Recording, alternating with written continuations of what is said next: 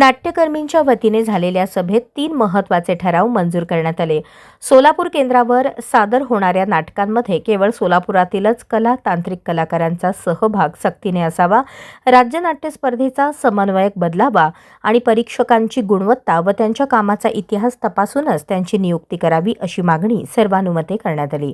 याबाबतचे निवेदन लवकरच सांस्कृतिक संचालनालयाला पाठवण्यात येणार असल्याचेही सांगण्यात आले. दरम्यान या स्पर्धेत दुसरा आणि तिसरा क्रमांक प्राप्त केलेल्या नाटकांच्या पथकांचा विशेष सत्कारही करण्यात आला. यावेळी अनेक नाट्यकर्मींनी आपल्या भावना व्यक्त करत स्पर्धेतील निकालाला प्रखर विरोध नोंदवला आणि स्थानिक कलावंतांना न्याय मिळावा यासाठी लढा सुरू ठेवण्याचा निर्धार व्यक्त केला. ज्या स्पर्धा झाल्या राज्य नाट्य स्पर्धेच्या या माध्यमातून जो निकाल लागलेला आहे त्या संबंधात काही निषेध करण्यासाठी कलाकार हुतात्मा परिसरात महानगरपालिकेच्या या परिसरात जमलेले होते. ही स्पर्धा ज्या पद्धतीने घेतली गेली त्याच्यामधले जे काही नियोजन होतं त्या नियोजनामध्ये परीक्षक हा जो दुवा आहे याच्याबद्दल थोडीशी नाराजी या स्पर्धक कलावंतांनी मांडलेली आहे. का मांडलेले आहे तर ज्या पद्धतीने परीक्षक वागले, कुठलीही स्पर्धा संपल्यानंतर परीक्षकांना आपण विचारू शकतो स्पर्धक म्हणून की आमच्या नाटकाबद्दल आपण थोडंसं आम्हाला काही मार्गदर्शन करा. तर यावेळचे जे परीक्षक होते हे परीक्षक फोन नंबर आमचे देऊ नका असं समन्वयकांना ते कळवतात. म्हणजे याच्या मागचं काहीतरी काळबेर आहे असं आम्हाला जाणवतं. का जाणवतं? परीक्षक ज्या लेवलला आहेत त्यांची लेवल चुकीची आहे का असं म्हणावं लागेल का? तुम्ही उत्तर द्यायला सक्षम नाही किंवा निकाल देणारे तिसरेच आहेत, आम्ही फक्त परीक्षक होतो असं काही आहे का? हेही आम्हाला तुम्ही सांगावं.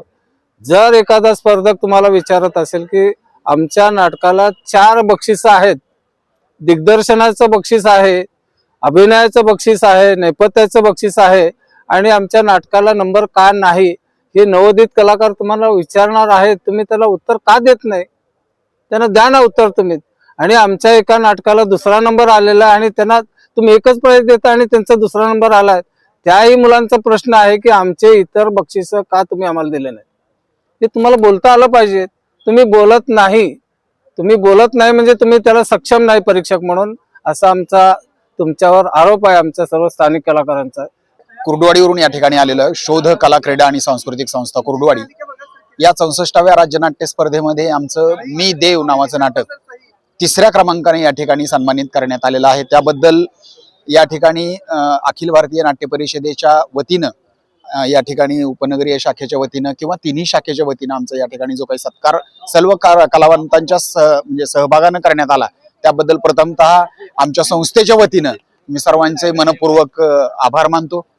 खरोखरच सोलापुरात गेल्या कित्येक वर्षांमध्ये आम्हाला इथल्या स्थानिक सगळ्या रसिक प्रेक्षकांच्या वतीनं जो काही एक प्रचंड मोठी दाद आणि हे मिळतो आम्हाला की म्हणजे प्रतिसाद मिळतो तो खरोखर वाखाणण्याजोगा आहे. यावर्षी तसं दरवर्षीच गेली अनेक वर्ष आम्ही पाहतोय स्पर्धा संपली आणि ती शांतपणे संपली असं शक्यतो होत नाही. कोणत्या ना कोणत्या केंद्रावर कुठं ना कुठं महाराष्ट्रामध्ये तक्रारी या होत असतात. परंतु यावर्षीची जी काही तक्रार आमची मुळात मुख्य आहे ती थोडीशी वेगळी आहे.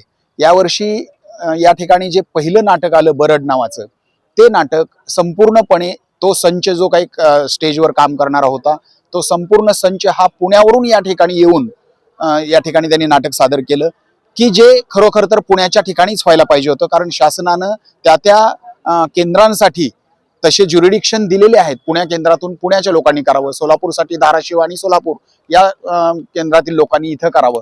परंतु तसं न होता पुण्यातील लोकांनी इथं येऊन करायचं आणि बक्षीस घ्यायचं हे थोडंसं स्थानिक कलाकारांच्या वरती जर शासनाचा उद्देशच स्थानिक कलाकारातून मोठे कलाकार घडवणं असेल किंवा ग्रामीण भागातून येणाऱ्या कलाकारांना एक व्यासपीठ मिळणं असेल तर असं पुण्या ठिकाणावरून मुंबईच्या लोकांनी, नाशिकच्या लोकांनी, नागपूरच्या लोकांनी उद्या येऊन जर ग्रामीण भागामध्ये आपली कला सादर करायला लागली आणि बक्षीस घ्यायला लागले तर मात्र हे स्थानिक कलाकारांच्या वरती निश्चितपणे अन्यायकारक ठरेल. आणि त्यामुळं या प्रवृत्तीचा त्या कलाकारांचा नव्हे तर अशा करणाऱ्या प्रवृत्तीचा की जे नियमात कुठे लिखित नाही तसं असं आम्हाला उत्तर दिलं जातं परंतु नैतिकतेच्या दृष्टीने बघायला गेलं तर हे संपूर्णपणे चुकीचं आहे.